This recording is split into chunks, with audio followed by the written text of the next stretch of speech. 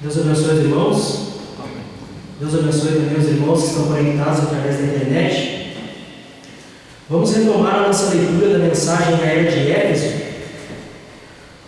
Na última oportunidade, lemos das páginas 84 a 86. Vamos fazer um pequeno resumo daquilo que lemos. Eu quero abrir em Apocalipse, capítulo 2, versículo 7, que diz: Quem tem ouvidos, ouçam o que o Espírito diz às igrejas. Ao que vencer, dar-lhe-ei a comer da árvore da vida que está no meio do paraíso de Deus. Como vínhamos falando nos últimos cultos, há duas árvores: a árvore da vida, a qual é Jesus, e a árvore da ciência do bem e do mal, a qual é Satanás. E o irmão Branham diz que estas duas árvores tinham parte no plano e propósito soberano de Deus. Estas duas árvores tinham um propósito, faziam parte de um propósito, de um plano de Deus. Aquela árvore da ciência do bem e do mal, a qual foi instrumento de queda para a raça humana, só estaria ali no jardim por permissão de Deus. Deus é onisciente, Ele sabia que o homem tomaria daquela árvore, comeria e morreria. Mas Deus permitiu, porque aquilo era um propósito e plano de Deus. Era plano de Deus compartilhar a vida eterna com o homem. Este era o plano de Deus.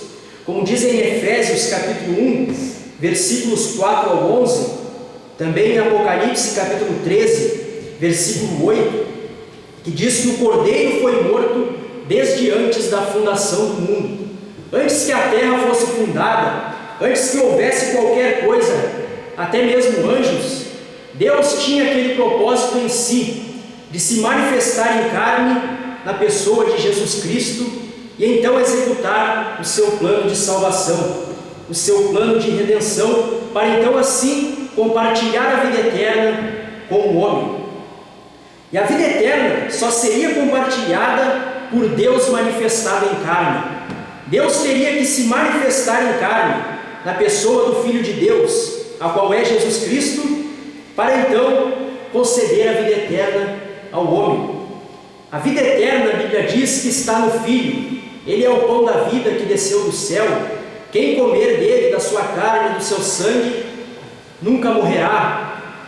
Também em 1 João capítulo 5, versículo 20, diz que Ele é o verdadeiro Deus e a vida eterna. Ele é a vida eterna. Deus manifestado em carne é a vida eterna, é a árvore da vida. E antes que houvesse mundo, Deus tinha em si de se manifestar em carne para salvar o homem. Esse era o plano de redenção, o plano de salvação. E Deus tem atributos em si. Ele é um curador, Ele é um salvador, Ele é um perdoador. Todos estes são atributos de Deus que Ele tem em si. Em Gênesis capítulo 1, versículo 1 diz: No princípio criou Deus os céus e a terra. No original em hebraico é no princípio criou Elohim os céus e a terra. Elohim, os estudiosos sabem disso, exprime uma pluralidade. E alguns defensores da Trindade dizem que esta pluralidade de Deus seria as três pessoas da Trindade. Mas não, isto é uma pluralidade de atributos. Deus tem muitos atributos em si. E antes que Ele fosse Deus e fosse adorado, Ele era Elohim, aquele que subsiste de si mesmo, aquele que tem muitos atributos em si. Mas Ele tinha que manifestar esses atributos. Como Ele seria um salvador se não tivesse nenhum homem caído para Ele salvar? Como Ele seria um curador se não tivesse ninguém doente para Ele curar? Como Ele seria um perdoador se ninguém tivesse cometido algo errado para que Ele pudesse perdoar? Então este foi o plano de Deus. Ele tinha que manifestar os seus atributos. Então a queda do homem foi um instrumento pelo meio do qual Deus pôde manifestar todos estes atributos. Como hoje, esta é a velha lei do contraste, o Mombran chamou a lei do contraste. Você não pode dar valor a uma mulher bem vestida uma mulher vestida decentemente, se não houver uma mal vestida andando pela rua. Tem que ter um contraste. Você não pode ter aquele prazer de estar de banho tomado, bem limpo, se primeiro você não esteve sujo, para sentir o quanto que é ruim. Você não pode ter o prazer de estar descansando, se primeiro você não trabalhou, não cansou. É além do contraste. E Deus não podia ser o Salvador se não tivesse ninguém para salvar. Por isso Ele permitiu que o homem caísse. Como diz em Romanos, capítulo 11, versículo 36, porque dele e por ele e para ele são todas as coisas. Glória, pois, a ele eternamente. Amém. Porque dele e por ele são todas as coisas. Tudo é para a glória de Deus, até mesmo a queda do homem era para ele, para que ele pudesse se manifestar. As coisas ruins que vemos hoje no mundo é além do contraste. Se não tiver uma coisa ruim, não podemos dar valor a uma coisa boa. Então tudo é propósito de Deus. E o irmão Branham diz que o homem não podia tomar da árvore da vida diretamente. Ela tinha que se fazer carne primeiro. Ele não podia tomar da árvore da vida. Aquela árvore da vida, aquela vida eterna, tinha que fazer carne primeiro. E antes desta vida eterna se fazer carne, o homem tinha que cair. Nesse entremeio é que se desenrolaria o plano de Deus. O homem tinha que cair, para que então ele precisasse tomar da árvore da vida, e aquela árvore da vida se fizesse carne, e então ele pudesse comer dela. E o irmão Branham diz: tinha que ter carne para produzir a queda, tinha que haver carne para a queda ser produzida. Mas Satanás não podia vir através da carne humana para produzir a queda da maneira que Cristo viria em carne humana para restaurar os caídos. Tinha que ser através da carne para produzir a queda. Mas Satanás não pode entrar na carne humana. Então ele usou aquele animal chamado serpente, o qual era o mais próximo do homem, para produzir a queda. Ele teve que usar aquela serpente para introduzir a sua descendência na terra. Assim como Deus teve que entrar no homem através do batismo do Espírito Santo, para depois haver uma ressurreição e uma glorificação. E o irmão Branham diz: um animal tinha causado a queda, a serpente. Então, o sangue animal deveria ser derramado. Por isso você vê ali em Gênesis que quando há queda, Deus veste eles com peles de animais. Deus teve que matar um cordeiro para então vestir o homem, porque foi através de um animal que houve a queda, através da serpente. E ele teve que vestir com vestes animais, mas aquilo era só um substituto até que o verdadeiro sacrifício, Jesus Cristo, o qual era um homem e não um animal, viesse e remisse aquele pecado. Em Gênesis capítulo 3, versículo 22 e 24 diz o seguinte: Gênesis capítulo 3, versículos 22 a 24. E fez o Senhor Deus Adão e a sua mulher túnicas de peles e os vestiu. Então disse o Senhor Deus: eis que o homem é como um de nós, sabendo o bem e o mal. Ora, pois, para que não estenda a sua mão e tome também da árvore da vida e coma e viva eternamente, o Senhor Deus, pois, os lançou de fora do jardim do Éden para lavrar a terra de que fora tomado. E havendo lançado fora o homem, pôs querubins ao oriente do jardim do Éden e uma espada inflamada que andava ao redor, para guardar o caminho da árvore da vida. Quando Deus expulsou o homem do jardim do Éden, ele pôs 2 querubins para que eles não tivessem acesso à árvore da vida. E por que eles não poderiam ter acesso à árvore da vida? O irmão Branham diz aqui: assim, o que Deus arquitetou aqui no jardim foi seu plano predestinado. É quando Satanás ocasionou o que era necessário ao propósito de Deus. Então o homem não pôde chegar à árvore da vida no jardim. Certamente que não era tempo.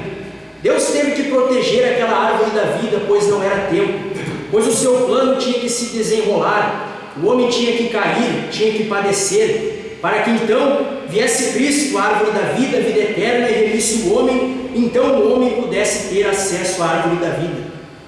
Não era tempo do homem tomar da árvore da vida. Primeiro tinha que haver a queda, ele tinha que tomar da árvore da ciência do bem e do mal, era propósito e soberania de Deus, para que então ele pudesse depois tomar a árvore da vida. Vamos retomar nossa leitura a partir da página 86. É assim que aqueles dois filhos nasceram. Filhos esses que seriam os progenitores da raça humana que agora já estava poluída. E o que é testemunhado deles? Leia o testemunho, Judas 14. E destes profetizou também Enoque, o sétimo depois de Adão.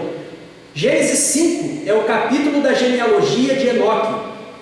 Ele dá essa genealogia assim: primeiro Adão, segundo Sete, terceiro Enos, quarto Quenã, 5 Maalalel, 6 Jared, 7 Enoque. Note que Caim não é mencionado. A linhagem de Adão passa por Sete. Se Caim fosse filho de Adão, além do direito de primogenitura, teria lhe dado o direito à linhagem. Também deve ser notado cuidadosamente que em Gênesis capítulo 5, versículo 3 diz que Adão viveu 130 anos e gerou um filho à sua semelhança, conforme a sua imagem. Chamou seu nome Sete. Em nenhum lugar diz que Caim era a semelhança de Adão, embora ele tivesse que ser se fosse seu filho, pois a lei de reprodução é enfática quanto a cada um produzir segundo a sua semelhança. Também devemos dar crédito ao fato de que em ambas as genealogias, em Gênesis e Lucas, Caim está faltando. Se Caim fosse filho de Adão, seria dito dele em algum lugar que e Caim de Adão e Adão de Deus. Não diz porque não pode dizê-lo. É claro que estudiosos por muito tempo têm descrito duas linhagens de homens, uma das quais sendo a linhagem pia encontrada em Sete e a outra a linhagem ímpia como sendo instituída por Caim. E é estranho, porém verdadeiro, que estes mesmos estudiosos jamais nos contaram como é que Caim era o tipo de pessoa que foi, enquanto que Abel e Sete eram da linhagem pia e espiritual. Efetivamente, Caim deveria ter sido espiritual e Abel menos espiritual, e Sete ainda mais assim, e continuando linhagem abaixo, porque cada geração seguinte sempre tem se afastado mais de Deus. Mas não, Caim surge tão maligno quanto nenhum homem jamais tem sido descrito, porque ele violentamente resistiu a Deus e à palavra. Agora, que se saiba isto, a Escritura não brinca com palavras. O que quer que esteja testemunhado, está lá para os olhos ungidos verem. Está lá com um propósito. Nessa palavra diz, Gênesis capítulo 3, versículo 20, e chamou Adão o nome de sua mulher Eva, porquanto ela era mãe de todos os viventes. Porém, nenhuma escritura jamais diz que Adão é o pai de todos os viventes, se não há conotação a ser colocada sobre Gênesis 3:20, por que seria mencionado que Eva é a mãe de todos e nenhuma palavra é dita acerca de Adão? O fato é que, embora Eva tenha sido a mãe de todos os viventes, Adão não foi o pai de todos os viventes. Em Gênesis capítulo 4, versículo 1 diz, Eva disse, alcancei do Senhor um varão. Ela não reconhece em Adão a paternidade de Caim. Mas em Gênesis 4:25 ela diz, porque disse ela, Deus me concedeu, edição revista e atualizada no Brasil, outra semente em lugar de Abel, porquanto Caim o matou. Ela não diz que Deus lhe tinha dado outra semente. Isso teria sido Cristo, porque ele foi dado. Este filho, Sete, foi concedido em lugar de Abel. Ela reconhece seu filho que veio através de Adão. Ela, porém, não reconhece Caim, porque ele veio através da serpente. Quando ela diz outra semente em lugar de Abel, está dizendo que Caim era diferente de Abel, porque se eles fossem do mesmo pai, ela teria que ter dito, foi-me dado mais semente. Encerramos na página 87. Os irmãos podem colocar-se de pé. Vamos receber nosso pastor.